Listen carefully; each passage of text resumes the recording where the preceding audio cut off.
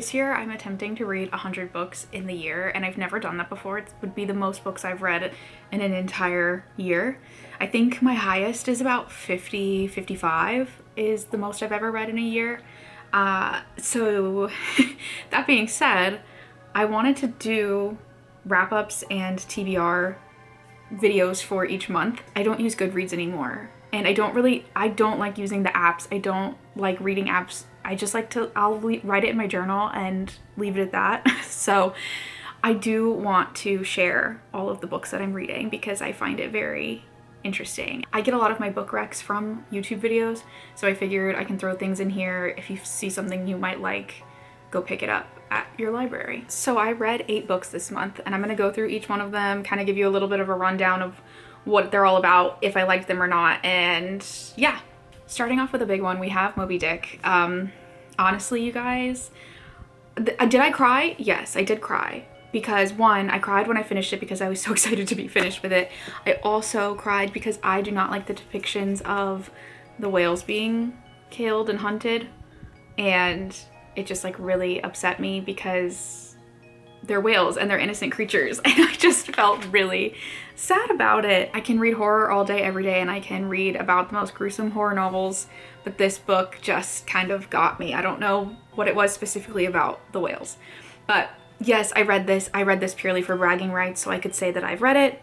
I don't know. The writing, it just, if you've ever read it or attempted to read it, it's like, to me, it's like when you're trying to reach a word count or a word minimum on one of your school papers and you just have to use a bunch of words to say a really small thing. And so I was finding myself having to reread sentences over and over and over again just to understand what the heck he's even trying to say.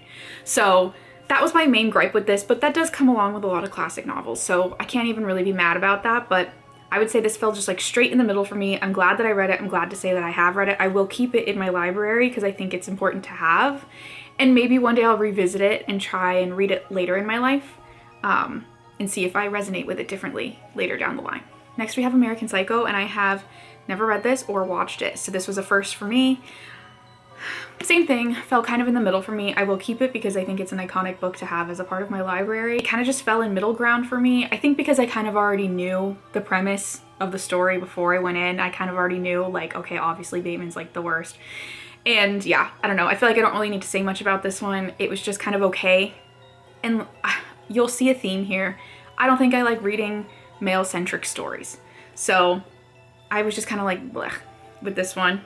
But I'll keep it. Switching gears a little bit, then we have this philosophy book by Nietzsche. Please correct me on pronunciation. Also, Ecce Homo. Tell me if I'm saying that right or wrong, please. But this was written right before he kind of descended into madness, and it was kind of his last work of a sane mind, if you could say it that way. And like theme here is I don't think I really care for books that are male-centric, especially this, like, in the mind of a man, I like couldn't care less.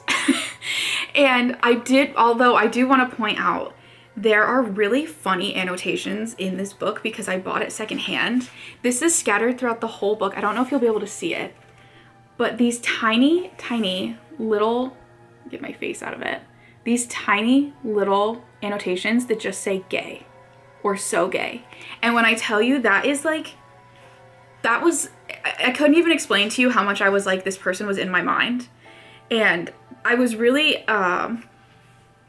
really intrigued by like what this person chose to underline, and without risking getting into I don't know if you can even see that, but without risking getting into the philosophy of it all, maybe I can deep dive on this because I do want to revisit it with a slower, more studious mind instead of, I kind of picked it because I was like, oh shoot, I gotta rush to hit my goal for the month, and I don't think this was the right book to do that with. I do think I want to reread this. I just like was not in the headspace for this book. And then my queen, Lapvona. I absolutely adored this book. When I tell you I read this in a day and a half, maybe 2 days, primarily read it outside. And if you know anything about this book, there are strong olfactory descriptions in it. And I just really felt at home with, you know, that like smell that you get when you've been outside in the sun for a long time, and then you come inside and you can kind of just smell the outside on you. And it's not a BO smell, it's not a dirty smell, it's not a stinky smell, it's just very human. And that is exactly the vibe that I got. It's animalistic. I don't know how else to describe it, but it's this is that. Like, I can't put it into words, but this is that book. And 5 stars, hands down, best book I've read this year. And I mean, this was a sleeper hit for me. I did not expect it to be this good. And bonus points because my favorite animal is on the cover. Then we have Nothing But Blackened Teeth. Unfortunately, fell flat for me. I did not like this book that much. I don't think I'm gonna be keeping it. I think I'm just going to put it in I have a free little library near me that I'm gonna donate this one to. I read it in one sitting, and I mean, it's a good haunted house story, but I just felt like it would be better if it wasn't a short story, basically, because this is only a couple hundred, not even a couple hundred pages, like 100 something pages. Yeah, okay, like 117, maybe like 120-ish. And yeah, I think it needed to be longer. I think it could have been a really good, longer book. I think if it was like 100 pages longer, the interpersonal relationships with the characters that were kind of just dropped into their lives as they exist, and I didn't know anything about them, and then I didn't really care about them at all. So when things happened to them, I wasn't really inclined to care. So I think that's just what held this book back for me, was the lack of characterization. But overall, a decent book. I don't know. I think I would give it 2 stars just because I was kind of let down, but I'm not giving up on the author either. And then we have Heart of Darkness. Another one that I was really excited and really happy, and I guess excited's the better word. I was just really anticipating liking this book. I was anticipating this being a good read. There's kind of a theme going with the ship travel, I guess you could say, adventurous classics, and I was excited for this one. I got really put off with certain slurs being used, certain words being used in this book, and I know that that's just what comes with reading classics, but it's really, really hard. It's so jarring every time. I'm gonna keep it in my library just because I think it's a decent classic, and I want to keep a lot of my classics so then as I age and as I have more life experiences, I can revisit as I need, and then who knows, maybe one day it will hit me differently, impact me differently. Maybe one day I'm like, no, this is what I thought it was, and I'll get rid of it. Next we have The Stranger. I loved this book. I feel like I read it at such a great time politically, and I felt, and also not good. Like, when I say not good, I don't mean bad. I mean awful to read, because it felt eerily real. I felt like I was coming off of some downer med. I don't know how else to describe this. I truly felt like my anxiety by the end of this book, my hands were trembling. And that's not even me being dramatic. I truly felt like I needed to just go smoke a cigarette after the end of this. And I just can't even explain. If you are looking for something that is not something that's fiction, but still topical, I think this is a good choice. Another one that I really feel like I want to revisit eventually. It's short. It's a short enough read. I feel like some of these really short ones I want to revisit with annotating and a more studious mind. Apologies for the change in scenery here. I had to pause and come back. So we're picking up where I left off. The last book I read in January, 19 Claws and a Blackbird. I also had higher hopes for this than what was delivered, but partially on my own fault, because I did not realize this was short stories. So that kind of threw me, and I wasn't really mentally ready for that. So this kind of fell flat a little bit for me, because I've read almost every other book from this author and absolutely love this author. So I'll give it points for that, because I do enjoy this author, and I think it's my fault that I didn't realize it was short stories. But creepy, weird short stories that I really enjoyed. So if you're into something that's really easy to read on a lunch break or on a commute or episodically, this is a good choice. And now kind of bridging the gap in between my read books and my to be read pile for February is The Count of Monte Cristo. I kind of stalled on this. You can see I didn't make it very far. I am reading it episodically in publishing order. If you don't know about The Count of Monte Cristo, it was originally published in the newspaper in the 1800s. That's why it's so long, because it never really needed to be a certain length because it was episodes in the daily paper. But yeah, I mean, I've read the abridged version, so I think that's why I like haven't really gotten super far in it, because I know what happens. But I'm just kind of reading this as I please when I have time. This is what I like to read on my lunch break from work. My little 30-minute, like, just read a page or two and then put it down and keep grinding on this. But I'm kind of reading this like throughout the year because I don't feel like speed reading 1,000-something pages. And going into my what I am going to read, my TBR for February, Wuthering Heights. I want to read this before the movie comes out. I have read this before, but a while ago, so I want to refresh my memory on this. I'm very excited for the movie adaptation because I loved Saltburn, so I have high hopes because I think I just generally love the director's stylistic choices, although I know that was a big contingency or point of contention with this movie and specifically this adaptation. And then kind of going into my theme for February, I wanted to choose all books that either had a red or a pink cover to kind of be Valentine's Day-ish. So first up we have Severance, and I picked this because I loved the color. This cover and this just, oh my gosh. It's the perfect like bubblegum pink. I love it.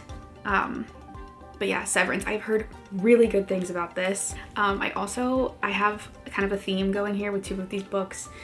This one being one of them is like post-apocalyptic, or so it seems. But yeah, I just felt like this was a good, purely cover fueled pick, but I have a feeling it's going to be creepy and weird, and I have heard quite good things about this book. I have yet to see someone say they didn't like this. And then we have Black Sheep, another really cute cover. I have a sheep in each month stack so far, so I'm maybe sensing that I need to do that. This is a good cover. This is what I want. This is what when I see this, I don't even care what the book's about. I'm gonna pick it up, I'm gonna read it. But I felt like this one was kind of weirdly personal. Next up is Animal Farm. I feel like I should have read this in high school and I did not, so we're picking it up now. Also, if you can't tell, there is a little bit of a theme of alternate reality / post-apocalyptic type world of these stories going on. But yeah, I picked this up because it was short and I added it to this list because I have a feeling I'm gonna be crunching at the end of this month to get these all finished because it's the shortest month of the year. So I picked up a short one, although I have high hopes for this because I love 1984.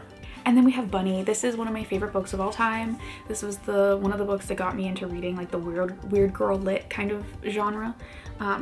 Love it, love it, love it. I love this author. I love just, if you don't know what this is about, it's very dark academia, but in a way where you feel like you have been either on drugs or in like an insane fever dream. And it's witchy, it's odd, it's weird, but it's also academic, and it's just, this is my favorite. This is like one of those book talk recs that like really hit the mark for me. I love this book and I'll probably read this in a day. I love this. Then we have Red River 7. This is an author I've never read before, a book that I just recently heard about, and to be honest, I barely know what this is about. I heard the synopsis of this somewhere and immediately put it on hold at my library and then promptly forgot what the synopsis was, but it was enough to make me pick it up. But it's very much a thriller, but also kind of horror. A man awakes on a boat at sea with no memory of who or where he is. Like, okay. Noted. I'm gonna read it. I love to read books barely knowing what it's about because it surprises me, and I have read some of my favorite books without barely knowing anything. And like I said about my other book where it kind of just missed the mark for me, I'm not giving up on the author. The Salt Grows Heavy is one that's been recommended to me a couple of times, and this was the one that I knew about before I knew about Nothing But Black and Teeth, but I just had Nothing But Black and Teeth already in my library, and then this one I didn't have, so I had to wait for the library hold for this one. But it works because it's a red cover and it fits with my red and pink theme. But I'm not giving up on this author. I will give it another chance. It's another short read. I can do it in one sitting, and if I don't like this, I think I will stop reading this author because I think 2 stories is enough for me. Finally, I have a very old book of the month pick. Buying in an H Mart, I watched, I forget what, there was like a special on one of those like Sunday morning TV shows. I can't remember what it was, but I watched that special with the author and really enjoyed it. So I picked this finally. I have such an old collection of book of the month picks that I have literally not even opened. So I'm excited for this. I forget which year this book of the month pick was. I looked on under the dust jacket and it does not have the year on it. At least I'm not looking in the right spot. So I'm not really sure which year this one was from. It is about her mother passing. So I have a feeling this is gonna be really hard for me to read. This is quite a sad book about death and grief and memories and all the things. So I might hate it just because it will make me really upset, but I think it will be a really good read. And I enjoyed the interview with the author, so I'm excited for this one as well. But yes, those are all my picks, the books I've read, the books I want to read. I have to start getting on my March TBR. I have not even begun to think about what I'm gonna read for March, so I have to plan that out. I don't even know what I'm gonna do. I might just do all Shakespeare. I feel like March is such a whimsical month because of St. Patrick's Day and like the kitschiness of a leprechaun, and I feel like when I think of leprechauns, I do think of Shakespeare. So like maybe I just read plays and maybe I have a whimsical March. But yes, those are my picks and I will see you later.